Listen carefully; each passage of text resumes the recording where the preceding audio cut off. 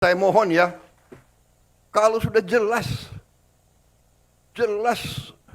melanggar, jelas mengakibatkan kerugian triliunan, ya semua unsurlah. Terutama juga hakim-hakim ya, vonisnya jangan terlalu ringan lah. Rakyat pun ngerti, rakyat di pinggir jalan ngerti. Ngerampok triliunan, kalau triliunan, ratusan triliun. Vonisnya sekian tahun.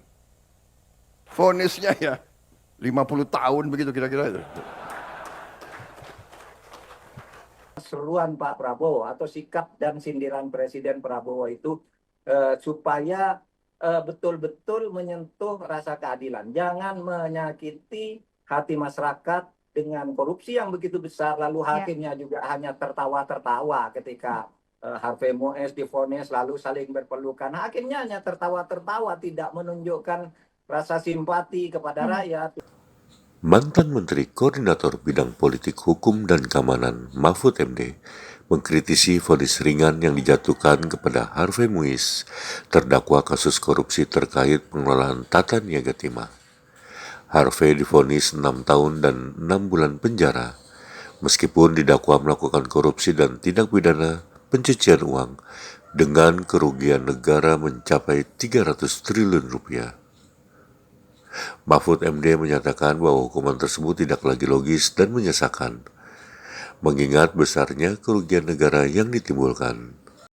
Hal ini diungkapkan Mahfud MD dalam wawancara bersama Kompas TV, Rabu 1 Januari 2025. Menurut saya, dalam pengalaman pengadilan tinggi juga pernah menambah hukuman, pernah memperkuat, itu sering kali terjadi. Bahkan menghukum orang yang tadinya dibebaskan, seperti Henry Surya itu dibebaskan, tapi akhirnya sesudah pemerintah naik kasasi, itu langsung dihukum 18 tahun dengan denda 15 miliar. Karena memang pada waktu itu korupsinya ya triliunan, tapi tidak sampai 300 triliun juga.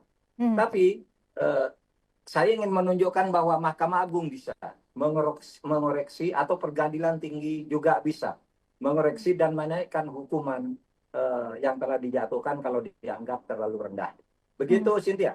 Ini kan kalau kita bicara soal kejahatan korupsi kasus timah ini bisa dikatakan kejahatan lingkungan yang berdimensi terhadap korupsi seperti itu, dan ini juga mencederai rasa keadilan karena seperti tadi kita sudah jabarkan juga ada beberapa kasus korupsi lainnya yang hukumannya tidak sebanding dengan kerugian saat ini 300 triliun rupiah. Apa yang bisa dilakukan jaksa penuntut umum agar bisa memberikan rasa keadilan tidak hanya bagi negara tapi juga bagi masyarakat Indonesia?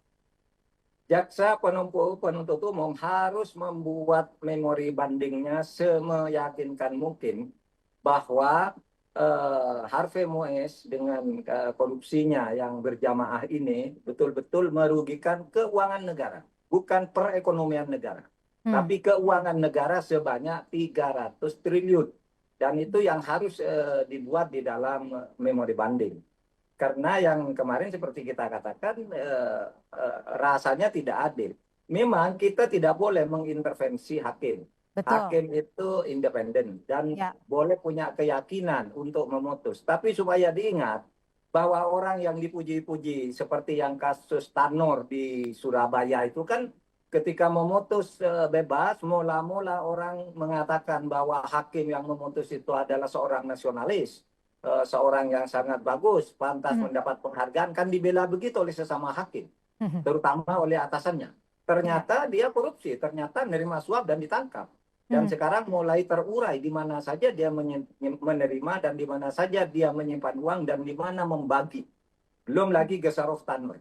Nah, itulah sebab itu bagi saya harapan bisa diberikan ke Pengadilan Tinggi dan Mahkamah Agung agar seruan Pak Prabowo atau sikap dan sindiran Presiden Prabowo itu supaya betul-betul menyentuh rasa keadilan. Jangan menyakiti hati masyarakat dengan korupsi yang begitu besar, lalu hakimnya juga hanya tertawa-tertawa ketika Harvey Moise divonis lalu saling berpelukan. Hakimnya hanya tertawa-tertawa, tidak menunjukkan rasa simpati kepada rakyat, tidak menunjukkan wajah serius. Ketiga hakim malah tertawa-tertawa ikut menyemangati Harvey Moise yang berpelukan dengan Sandra Dewi. Nah itu sungguh tidak etis sama sekali.